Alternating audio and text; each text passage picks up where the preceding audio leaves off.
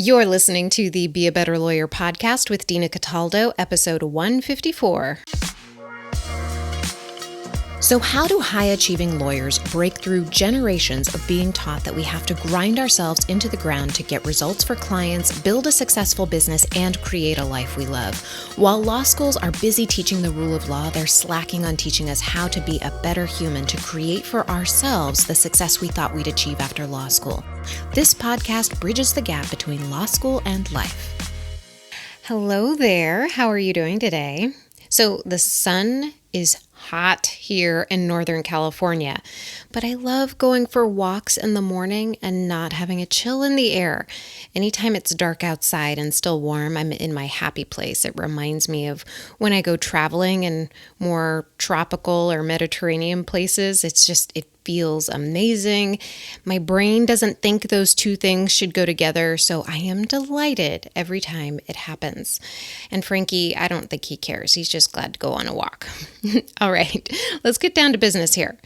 So if you've been spending time with me on Instagram, then you know this week I've posted quite a bit about making change. And if you're not hanging out with me on Instagram, come and say hi. I'm at dina.cataldo. I especially like hanging out in my stories. So if you tag me with a pic of you listening to the podcast or reposting anything that I share, I am going to be sure to share it with everyone. I really love connecting with people on Instagram.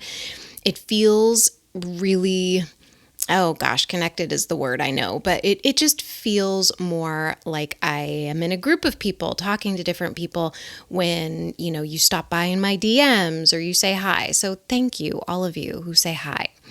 In this podcast, I wanted to talk about making change from a different angle than I've talked about there. Because when we're deep in our problems, we deeply identify with our feelings.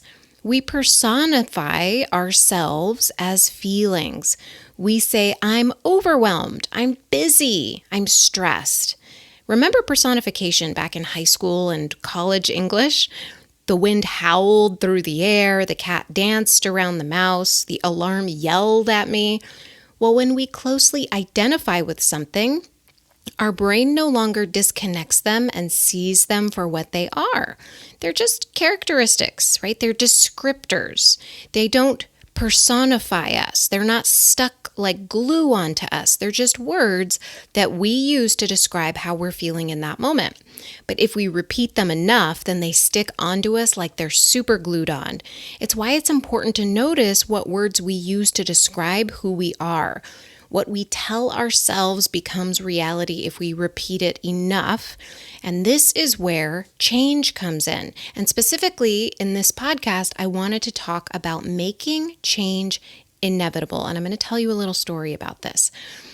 But I have lawyers come to me scared that they can't change, that there's something wrong with them. They believe that they're just the kind of person who's overwhelmed, that there's just no way that they can change. They believe they're just the kind of person who doesn't know what they're doing, who doesn't trust themselves, who just can't change. And the only reason they believe it is because they've repeated that thought so many times that that personification is stuck to them like glue. The good news is unsticking ourselves from these personifications is easier than you might think. So I'm going to tell you a little story here. About 11 years ago, I was walking down the street and I saw a yoga studio. It was a few blocks from my apartment at the time, and every time I walked past it or drove past it, I thought, I'd like to try yoga.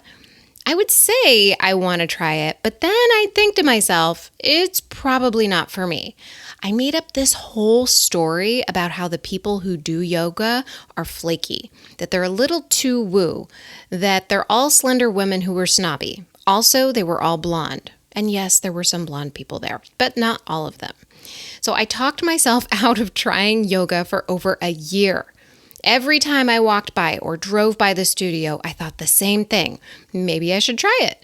And my brain would counter with, but it's probably not for you. Then one day I was really struggling. I had just been diagnosed with breast cancer, and I had one thought. I needed to do something different. I didn't know what it was. It just had to be something. And just at that moment, a coworker of mine suggested that I try the yoga studio she went to. It was called Zuda. It was the same one I walked by and drove by for a year. And that offer, by someone who was a member of the studio at just the right time in my life, allowed my brain to think, maybe I could try it. And that opened my brain up to feeling willing to go and try it. I was in so much pain emotionally that it helped having an invitation to try something that was so out of my comfort zone. My mind relaxed a bit, even if I still had a thought that I might not belong there. But that's the first step to change. Allowing yourself to be open to that change, being willing to think differently than you ever have before so you can do something and create something completely different than you ever have before. This willingness helped me continue going to yoga even when it was hard. It became the place I turned to when I needed emotional and spiritual support and nourishment. And I see this with some of my coaching clients who come to me struggling with anxiety and overwhelm. They're unsure if coaching is for them. They come to the consults, the strategy sessions, and they aren't sure that coaching is where they belong. Once they allow themselves to be willing to do something different and outside their comfort zone, they start to see how it changes how they think and how they feel, and then how they start to change. But they're just learning new skills. That was a lot like yoga was for me. Just like coaching, it allowed me to connect with myself in a way I didn't realize was possible. And I would have deprived myself of that experience if I wasn't willing to do something outside of my comfort zone. So that's the first step to making change inevitable for you, being willing to do something completely different than you've ever done before, even if it's like standing on your head. It turns your whole world upside down. You have no clue if it's the right thing to do. You just know that you need something different, and you just allow yourself to be open to seeing what's possible for yourself, to seeing what is available to you. Here's the second part of making change inevitable. Radical compassion for yourself. Not just compassion, but radical compassion. When I stepped into that yoga studio the first 50 times at least, I was uncomfortable. It was new, and it was bringing up all the insecurities that I wasn't good enough, that I didn't belong, that I stood out, that people were judging me. The first 30 to 40 times, I didn't have hair because I was going through chemo at the time, so I wore a bandana. I felt so awkward, and I felt the opposite of graceful, which is what I thought yoga was supposed to be about, really graceful people who were incredibly fit, and that I just did not identify as that. But having radical compassion for myself, which was fostered by the teachers in that community, helped me keep going even when I was tired and I was just going to lay on my mat all afternoon in that class. And this is what my clients get when they coach with me. They get compassion. Like even when they can't have compassion for themselves, I am there holding space for them, creating compassion, encouraging compassion. And then they start to make it a habit. Like the more they show up for themselves, just showing up in our weekly sessions, the more they begin to have compassion for themselves. And it opens them up to a whole new experience of their law practice, a whole new experience of how they show up in their business. Because that's really what having compassion is for yourself. It's allowing yourself to feel all of the things, even if you feel just the opposite of graceful, and doing it over and over again until you get the practice you need, so that compassion is just like exercising a muscle. It's just super easy for you. So what might radical compassion look for you right now in this moment? It might be planning your calendar meticulously on Monday morning and not following through on some of what was on it. Can you be kind to yourself even though your week wasn't exactly how you planned it? Can you be kind to yourself when you make mistakes? Can you be kind to yourself when you fail? And we are going to fail. Any successful business owner is going to have failures. One of the things that I learned in yoga was that falling out of poses was a sign that you're building strength. Like when they have you do these crazy things, you're stretched out long and you're doing all of these balancing. If you're familiar with yoga at all, you fall and you fall over and over and over again. And of course, I didn't want to fall out of poses. I didn't want to look stupid. But when I learned that falling wasn't actually failing, that there really is no failure. Failure is an interpretation that we allow ourselves.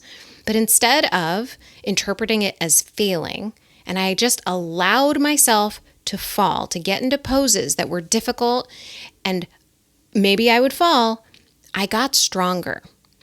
To trust myself to do that without feeling like a failure was part of the work. I became more compassionate to myself, and the more compassionate I became with myself, the more I was willing to do difficult things. A lot of lawyers label themselves as change resistant instead of allowing themselves to make change inevitable. They identify with feeling overwhelmed. I used to be that way, so I understand it. I would stay late at the office and on weekends believing that that's what I should do.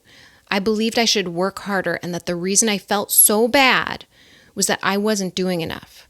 The truth is, I wasn't open to the possibility of change, and I definitely wasn't compassionate to myself. When clients come to me with this belief system that they always need to be doing something or available to their clients or associates, I know they just haven't been taught the skills that they need. There's nothing wrong with them. They are exactly how our society wanted them to be. They learned the techniques our culture has taught perfectly, and they've got you pretty darn far.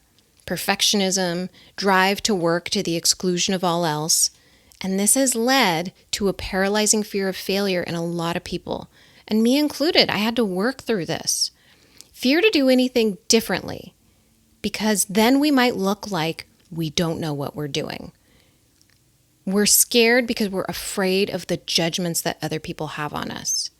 And that's okay. Even if you're feeling any of that right now, change can be inevitable for you if you just do these two things. 1, be willing to do things completely differently than you are right now.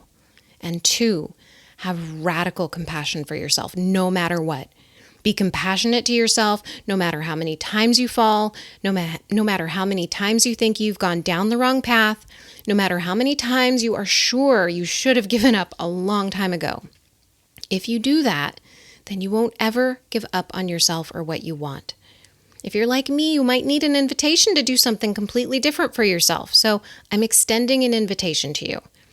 Working with me requires a willingness to do something completely different in your life, to think differently, to understand yourself differently, to connect differently to yourself and to others. When you do, you'll begin building your law practice and your business how you want them to be, and not how you were taught by old school attorneys how they were quote unquote supposed to be run. If this resonates with you, I want to invite you to a strategy session with me. We'll talk about what you think is preventing you from living your most fulfilled life. And I'll talk to you about building a game plan to work with me to create the change you're looking for. You can do this by booking a call with me at dinacataldo.com and then going to the Work With Me tab. You don't have to stay late nights and weekends to get the job done. You can enjoy your life without feeling overwhelmed. This is possible for you. In fact, you can make it inevitable for you. It's up to you. Recognize that doing things differently, thinking about things completely differently, recognize that it's time for a change, and then being radically compassionate with yourself no matter what, those are the keys. I hope you have a wonderful day today, and I'll talk to you soon.